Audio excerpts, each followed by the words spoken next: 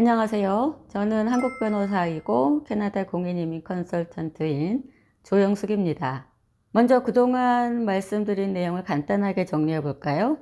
모르고 또는 실수로 중요한 사실을 누락하면 innocent misrepresentation이라고 하는데, 예외적으로 정직하고 합리적인 이유가 있었으면 misrepresentation이 적용되지 않아요. 그렇지만 한국 분들이 범죄 기록을 공개하지 않았을 때 정직하고 합리적인 이유, 이 예외 규정이 적용되는 경우는 거의 불가능하거든요. 그런데 모든 원칙에 예외가 있듯이 이 경우에도 예외가 있어요. 그래서 오늘은 그 얘기를 해드릴 건데요. 오늘 내용과 관련해서 소개드릴 판례는 2019년에 나온 문 사건이에요. 이분은 한국 분이신데 도로교통법 위반 사건이 있으셨어요. 이분의 대리인이 ETA를 신청하면서 본인에게 범죄 기록이 있다는 얘기를 들었음에도 잊어버리고 범죄 기록이 없다고 체크를 한 거예요. 나중에 그 사실이 밝혀져서 이 신청인은 이 오류를 수정하려고 다시 ETA를 신청을 했어요. 그런데 이 두 번째 ETA 신청 사건에서 거절이 되고 미스리프레젠테이션으로 5년 입국금지 처분을 받은 거예요. 이 사건에서 특이한 사실은 이 신청인이 이 첫 번째 ETA 신청 전에 이미 본인의 범죄 기록에 대해서 사면을 신청을 했고, 또 영주권 절차에서 그 내용을 모두 공개를 했었다는 점이었어요. 자, 이 사건에서 재판부는 신청인의 손을 들어주었는데 그 근거로 세 가지를 들었어요.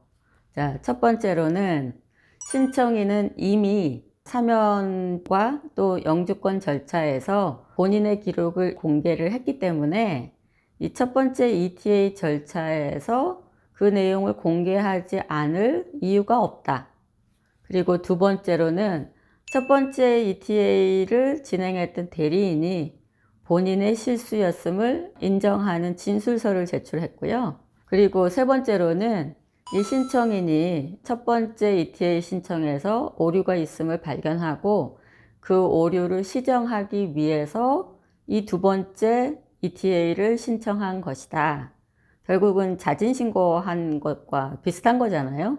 이 재판부는 이 세 가지 이유를 들어서 이 사건에서는 미스리프레젠테이션이 인정되지 않는다 라고 한 거예요.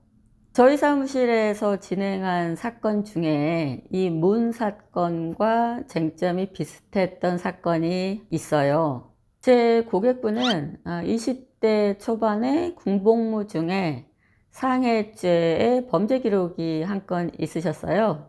이분은 그 후에 캐나다 유학을 준비하면서 이 범죄 기록을 다 공개를 했는데 놀랍게도 스터디 퍼밋 승인이 나와서 캐나다에 입국하셔서 학교를 잘 다니셨어요. 학교를 다니는 중에 스터디 퍼밋 연장을 2번을 하셨는데, 그런데 이 연장 신청에서 2번 다 범죄 기록을 공개하지 않은 거예요. 아마도 영주권을 신청해야 되는지에 대해서 마음을 못 잡고 있으시다가 이제 최종적으로 영주권을 신청을 해야겠다 하고 결정을 하고 난 이후에는 이 미스리프레젠테이션이 굉장히 걱정이 되셨던 거죠. 그래서 저희 사무실에 오셨는데 제가 이 사건을 검토를 해보니까 최초에 스터디 퍼밋을 신청하면서 이 범죄 기록이 공개되었던 사실이 이 문 사건과 비슷하다는 생각이 들었어요. 그래서 고객분의 정황들을 이리저리 종합하고 나름 합리적인 핑계를 좀 만들어내서 최초의 스터디 퍼밋 절차에서 범죄 기록 내용을 다 공개했었다는 사실을 강조해서 사면과 영주권을 신청을 했는데 다행히 1년 만에 영주권을 잘 받으셨어요. 문 사건과 제 고객분의 사건 내용을 잘 검토를 해보면 결국은 처음에 범죄 기록을 공개했던 사실이 미스리프레젠테이션이 용서받은 결정적인 역할을 하지 않았을까 싶거든요.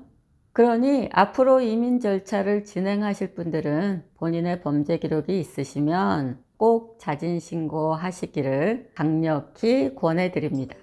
자, 미스 리프레젠테이션은 오늘로써 마치고요. 다음부터는 범죄 기록의 번역상의 오류, 오역의 문제에 대해서 말씀드리려고 해요. 그 내용이 궁금하시면 다음 영상 놓치지 마시고요. 좋아요, 구독, 알림 설정 잊지 마시고 댓글 다시고 공유도 좀 많이 해주세요. 감사합니다. 안녕.